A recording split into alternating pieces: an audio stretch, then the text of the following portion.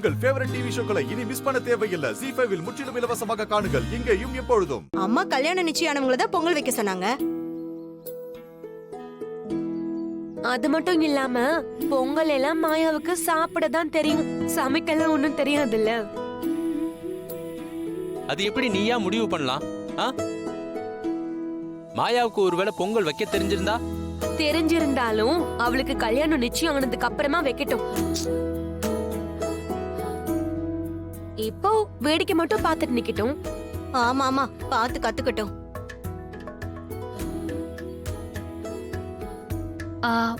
வேணாம் மாயா, நானும் தனாவும் பொங்கல் வைக்கிறோம். எங்களோட பொங்கல் எப்படி இருக்குன்னு சாப்பிட்டு பார்த்து சொல்லு. மாயாவும் பொங்கல் வைக்கட்டும்.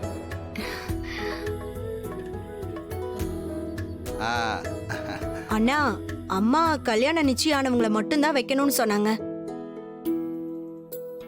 எப்படி இருந்தாலும் மாயாவுக்கும் கல்யாணம் ஆகத்தானே போகுது.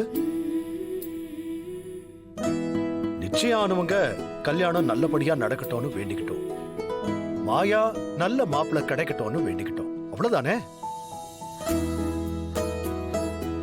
ஆமா மச்சான், மாயாவும் பொங்கல் வைக்கட்டும். இதுல யாரோட பொங்கல் நல்லா இருக்குன்னு சாப்பிட்டு பார்த்து முடிவு பண்ணிடலாம். மாமா, அவ அமெரிக்காவுல பிறந்து வளர்ந்தவ. அவளுக்கு பொங்கல்லாம் வைக்க தெரியுமோ தெரியாதோ? சாமி விஷயம் அப்புறம் ஏதாவது தப்பா நடந்துட்டா மனசுக்கு கஷ்டமாயிடும். இல்ல சித்தி, அப்படிலாம் எதுவுமே ஆகாது. பெரியப்பாவே சொல்லிட்டாரு. நானும் பொங்கல் வைக்கிறேன்.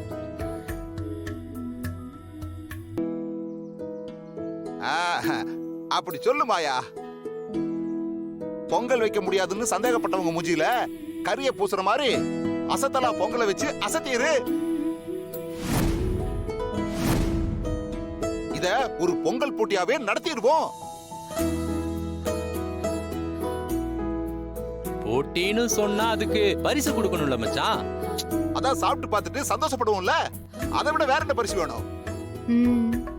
யாரோட பொங்கல் ரொம்ப நல்லா இருக்கோ அவங்களுக்கு ஒரு தங்க மோதிரம் போடுறேன்.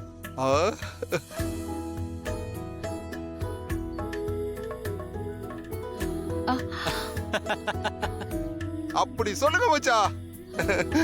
இப்ப மட்டும் பொங்கல் எப்படி வருதுன்னு பாருங்க. எல்லாரும் நல்லா கேட்டுக்கங்க. பொங்கல் நல்லா வச்சா தங்க மோதிரம் பரிசு. உங்க 3 பேர்ல யாருக்கு அந்த மோதிரம் கிடைக்குதுன்னு பாத்தரலாம்.